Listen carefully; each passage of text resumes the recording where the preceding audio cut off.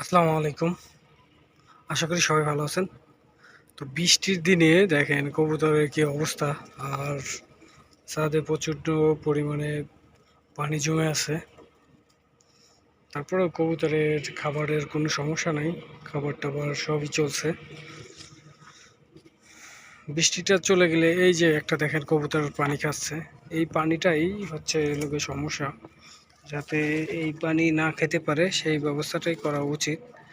কিন্তু কালকে সারাদিন বৃষ্টি পড়ছে, পরশুদিনকে সারাদিন বৃষ্টি পড়ছে, এই কারণে দেখা যাচ্ছে যে পানিটা জমাট বেঁধে আছে। ওই পাশে দেখা যাচ্ছে যে আপনার পাইপ দেওয়া আছে, তারপরেও পানিগুলো যাচ্ছে না। তো আর একটা জিনিস দেখাই, সে হচ্ছে বাচ্চাটা মনে হচ্ছে যে ভিজে গেছে।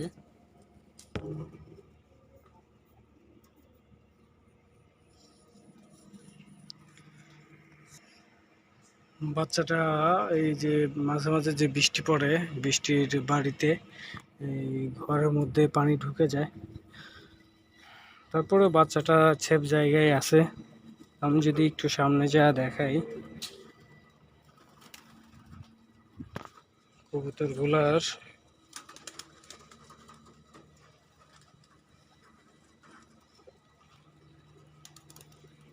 বৃষ্টির পানিতে বেশি কি দেখা যায় যে বাচ্চারই একটু সমস্যা হয় যখন সাইড থেকে বৃষ্টির পানিটা পড়ে। সেই সময় দেখা যায় যে বৃষ্টির পানিতে বাচ্চাদের একটু প্রবলেম হয়ে থাকে। বাচ্চাগুলো একটু সমস্যা হয়, খাবারের সমস্যা হয় এবং পানিতে ভিজে যায় বাচ্চাগুলা। তো এই ক্ষেত্রে এই প্রবলেমটা আমি পড়েছি, এই জন্য আপনাদেরকে দেখানো হচ্ছে যে যাতে আপনারা এই প্রবলেমে না পড়েন, যাতে আপনাদের কবুতরের বাচ্চাগুলা সুস্থ থাকে এবং ভালো থাকে।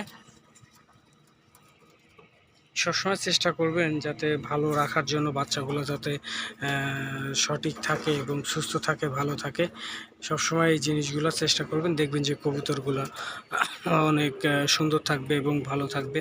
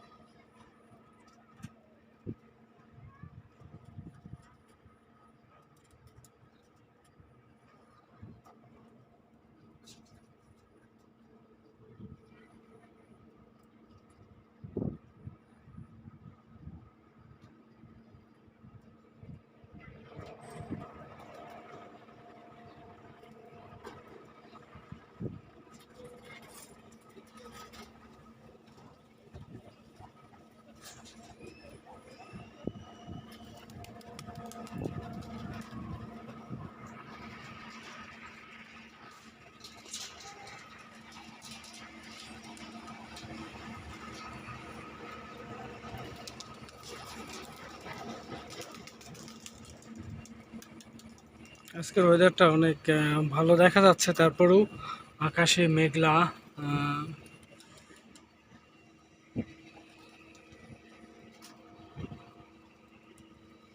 মেঘলা বাতাস।